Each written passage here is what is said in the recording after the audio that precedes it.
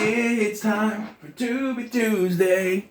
All right, we're back with Tubi Tuesdays, and this is not a movie I've kind of wanted to watch since about a year ago. About a year ago, Chris Stockman, name drop, did a review for this movie called Mungo. He didn't go into spoilers or anything, but after he reviewed it, I really wanted to watch it, but I couldn't find it anywhere. There was eBay, but it was kind of expensive. It was like $15 for a movie that's just a cheap DVD version. I don't know. I might still buy it, but I don't know. But I never did. And so, being as I only have one more kaiju review to do, and then I have like a couple more, one or two more bonus videos. I'm not exactly sure. Maybe just one more bonus video. I want to do like a ranking. I figured I could do my shows this week, so a little bit earlier than the next month. But so I started going through Tubi to find candidates for movies I can do, and I found Mungo, and I went, "That's what I'm doing tonight." Absolutely, 100%. I told myself if I ever found that movie anywhere, I was either going to buy it, or if it was on like a free streaming service, I was going to watch it, and there it was. I still kind of searched for other stuff, but it's the movie I watched. And what it is it's a fake documentary / found footage type thing about this family who went on a trip to a dam where like they're swimming in the lake or whatever, and their daughter goes missing. And then they find her body later. And the weird things start happening afterwards. Like they see like ghosts or spirits or something. And they start to have weird dreams. Or they, the brother, son, whatever, starts filming. And he gets pictures of his sister's ghost. And so they go to this guy named Ray who's trying to help them. And there's twists and turns in this, and you could say maybe there's too many twists and turns. But what I will say before I get into the deep spoiler stuff is that I think this is really well done. There are certain aspects that frustrate me, and we'll get to it. But it is really well done. And this director, Joel Anderson, this is the only thing he's ever done, and he's like disappeared off the face of this planet. No one can find him. If everyone tries to look him up, they can't look him up. He has no socials.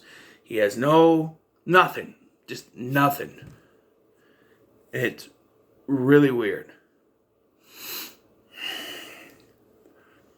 So, the movie. So, like I said, it's a mockumentary with like the mom and the dad and the brother, and they're talking about what happened. And, you know, their daughter goes missing. They're at the lake. She goes missing. And then they find her body. Well, they think it's her body. It's really mangled or whatever. I think it's some time passes before they find it. And they bury it and everything.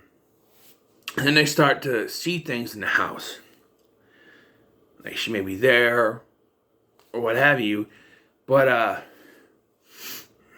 eventually they decide they have to. There's a video footage of Bob Smeet.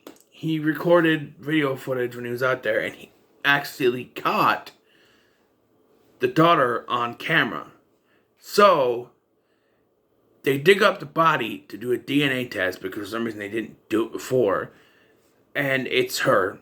She's dead. So they don't know what it is. But then we get like 3 different twists, one after another, once the halfway point of this film. Because it's generally creepy. The brother starts doing time-lapse photographs, which it's just, this takes place in 2005. You have camcorders.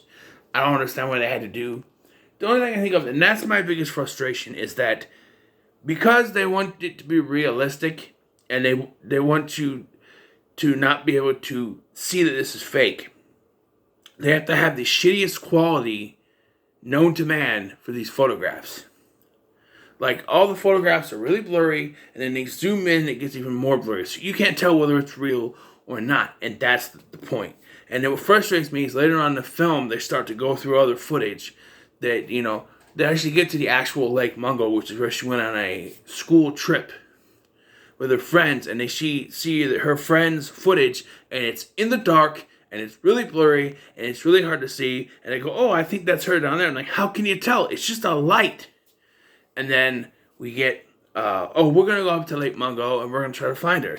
We didn't want to do it during the day, and I'm like, oh, really? So we don't want to disturb people, so we went there at night. And you can't fucking see anything, because it's dark. And I get that for wanting to get, like, the experience, like, for getting that creepiness. But when you're just showing the parents going to dig up something, maybe you don't kind of make him film is at night, but come on. I know they didn't have a budget. I get that. But it frustrates me that you can't barely see anything. So I'm currently watching the Dead Meat podcast version of them reviewing it and stuff. And they said it on their TV, and they got a bigger TV than me, apparently, obviously. They could find that there's a man in the next room in one of the fake footages. Okay, so in one of the footages that they've seen, there's a strange man, and they could see it beforehand. I didn't. So, really, when they showed that, zoomed in, I'm like, oh, because I didn't see it. I got a 32-inch TV in the living room, and I didn't see it, and that actually got me. That actually worked. Some of the blurry, and that's because it's blurry. But for me, I didn't see it at first. So we get 3 twists in a row here. 1, find out that the footage was faked. The brother was using footage from like old videotapes on a TV, reflecting in a mirror, or doctoring pictures, photoshops like that, to give the illusion that her ghost was following them around. And he admits it to the camera. Yeah, I did that. I faked it. Okay, and he did it so that they would dig up the body, find that it was do the DNA test, and his mother could get closure. All right. And then, while going over the fake footage, they find the man, and instead of saying, oh, some strange man, that's our neighbor, Brett. And he's digging around in the girl's room. So the mother goes in, she looks around where he was looking around, and she finds her daughter's safe. And in that safe is a videotape. And the videotape, and viewer discretion is advised, people. The videotape is of her having a sexual encounter with her neighbor Brett and his wife. They don't specifically say his wife, but it's his wife. And keep in mind, I don't know what the laws are in Australia, but this is a 16-year-old girl. Here, that's statutory rape, motherfucker. U.S. is going to jail. And surprisingly, the couple has moved away. Just out of nowhere for some reason. Right? They moved away. Now, my initial thought was, watching this was, oh, they did it. They murdered her.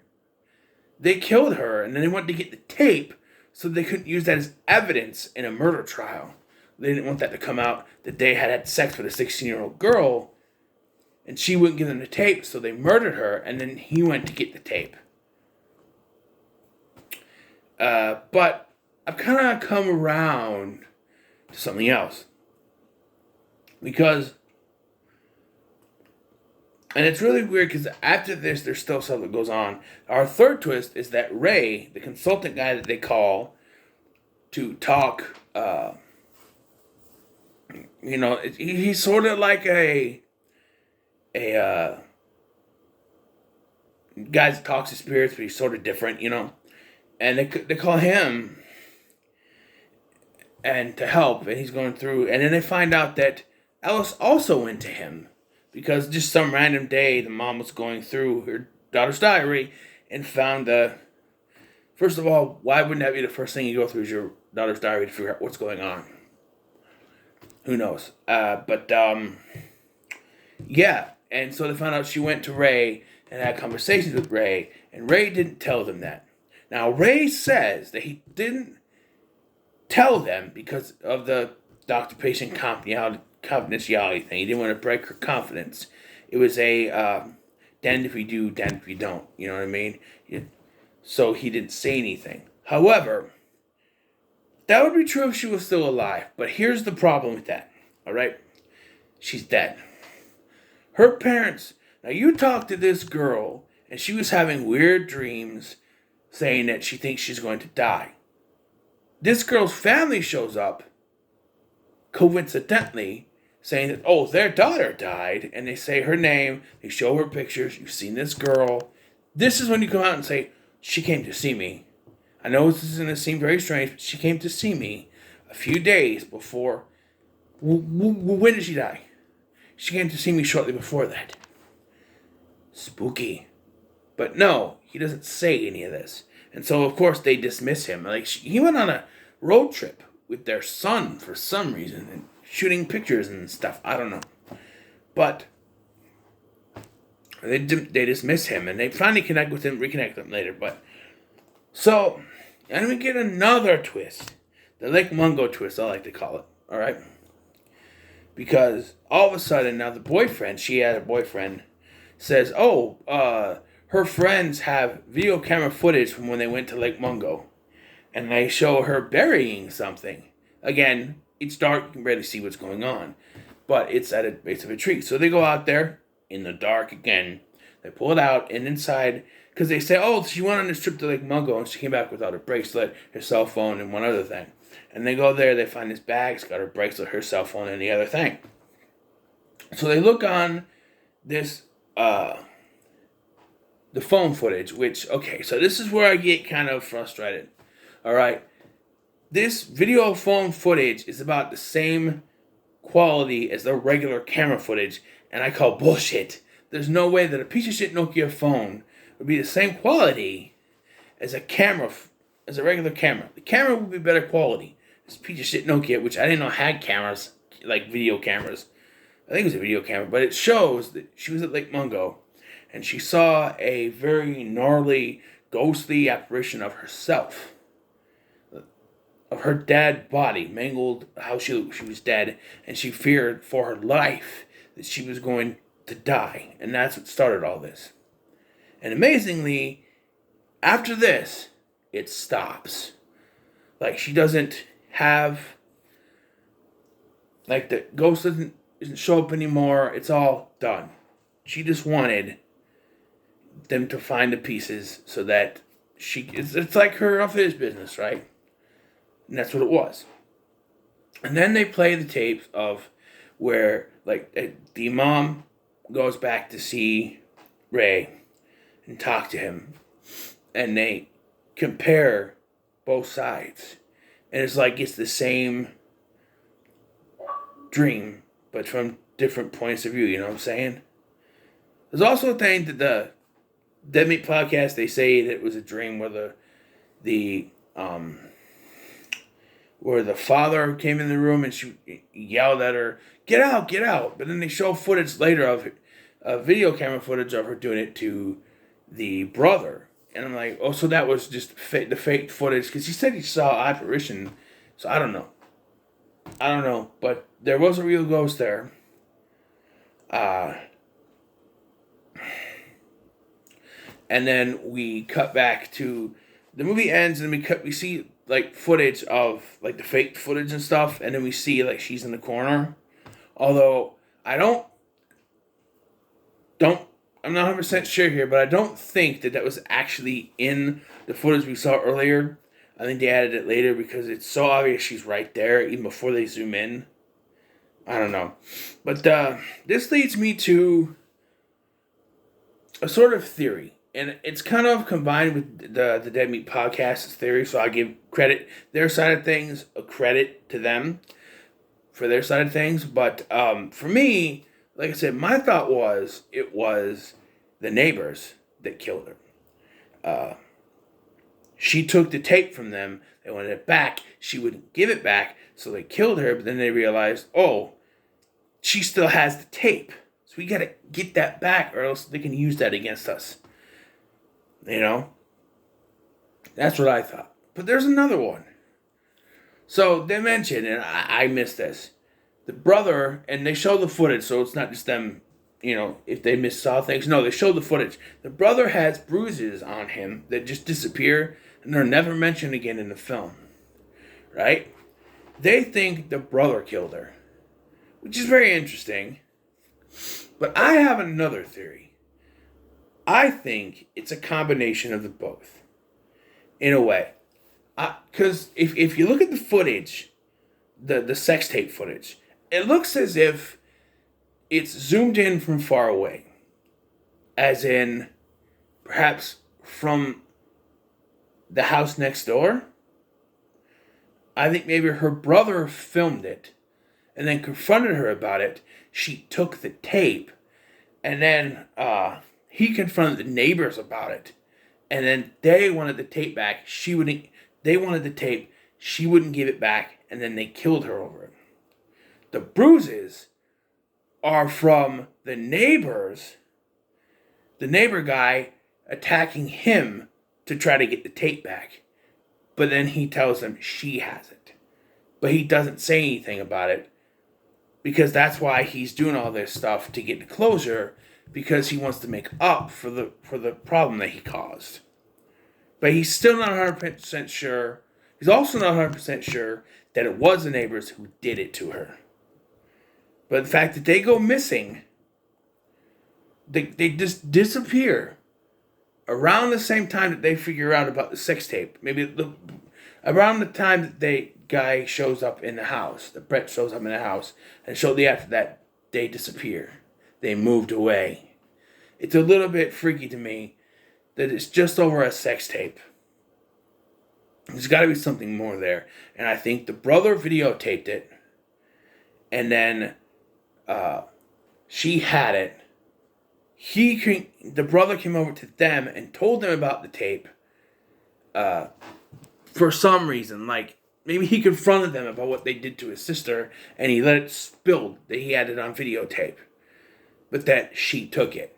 They confronted her. Like, he beat it up. Like he beat up on the brother. Where is it? Where is it? Where is it? I don't have it. She took it. And then she wouldn't give it back to him. She wouldn't give it back. Or she wouldn't give it to the neighbors. So they freaked out. They drowned her to cover up the evidence. They needed to sneak into the house. They couldn't find it, so they just moved away to get away from it. That's sort of my theory. But I do like that it's never really said how she died. She just was gone. They found her body like she drowned. But it's never specifically said that she just drowned while she was in the river. I like that. It leaves a little unexpected creepiness to it. But my theory seems to be a little bit better. And like I said, I combined it with theirs. I don't think the brother... Because if that was the case, if the brother did it, I think... Because the way...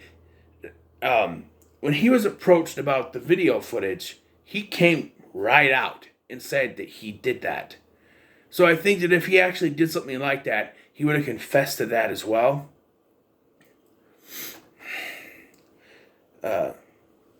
So I think maybe it was some kind of connection with the neighbors. And maybe he didn't film it. Or something. Or maybe this. Maybe he didn't film it. But she wouldn't give him the tape, so he threatened to attack. He threatened their family, and he attacked the brother or something. There's got to be some reason for that. Maybe it's just a rash. I don't know. But, I don't know. It's just a theory. Overall, I thought this movie was really good. This is going a pretty long review, but I thought this movie was pretty good. There's some things that frustrated me. I'm going to give it a 7 out of 10. It's not the masterpiece that everybody else made it out to be, but it's still pretty good, and I do recommend it. It's on Tubi for free right now, so I do recommend you watch it. Tell me if you do. Tell me what you think. If you've seen it before, tell me what you think. Let me know in the comments below. Make sure to like, share, and subscribe. Thank you for watching. I've been Scotty, and I'll see you in the next one.